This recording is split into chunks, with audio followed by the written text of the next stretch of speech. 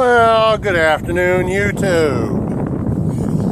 We're going to do this very short video, handheld, because it is so short.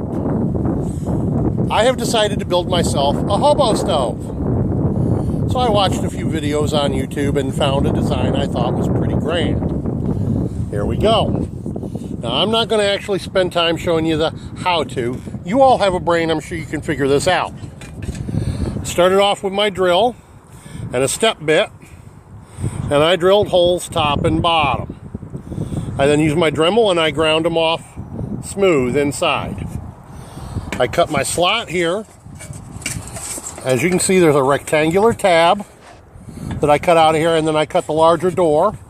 And I got a tab right here sticking down that hasn't been bent in yet. And then around here, I've got a diamond-shaped double tab. One that's been bent in, one that hasn't. And then a little further around, same story. Diamond tab, top point bent in, bottom point not. Then I cut out the bottom, and from the bottom side, using my Dremel, I cut 6 slots that I bent 45 degrees inbound. So now we turn our can upside down, so what was the bottom is up.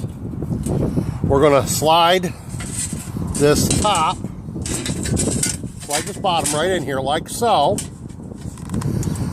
that our points, well, let's see, got to get them points so they line up in such a manner as to not block an airflow. There we go. There. Nope, that one's blocking an airflow. I had this figured out earlier, but give me a minute to get it right again.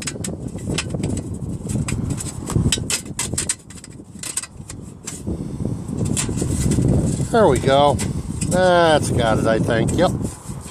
Okay, so now none of my little tabs blocks an airflow very much, if at all. Okay. So now we're going to take our upper tabs and we're going to bend those in just like this.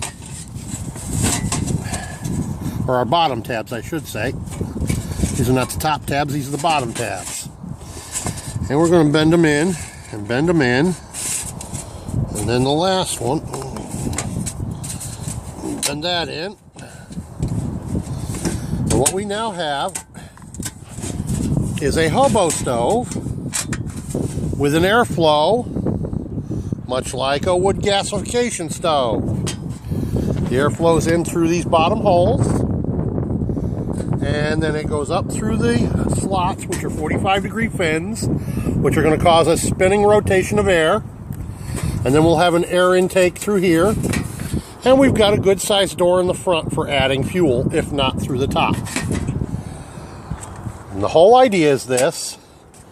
And it's a good solid bottom with only 3 tabs holding it.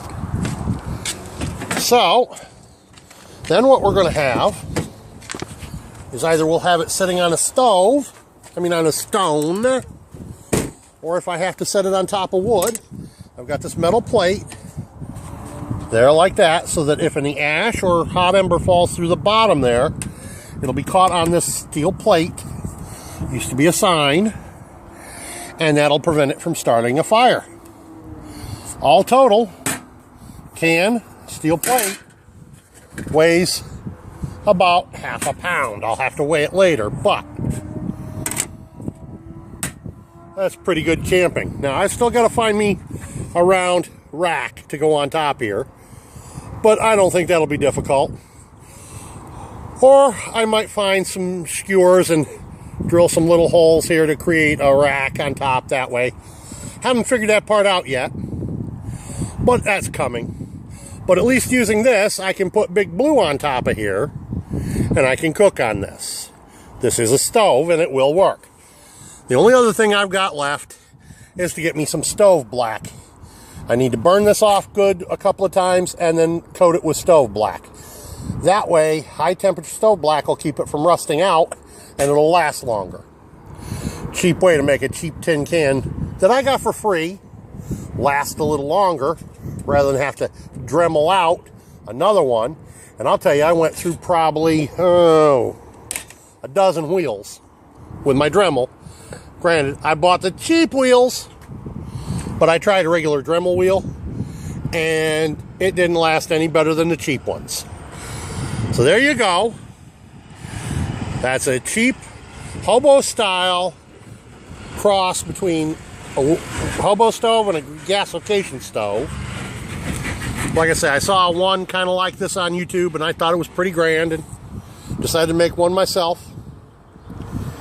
Now you all, go ahead and emulate what I've done. Make one for yourself as well. This is Prepper Embarado with another how-to. Peace out.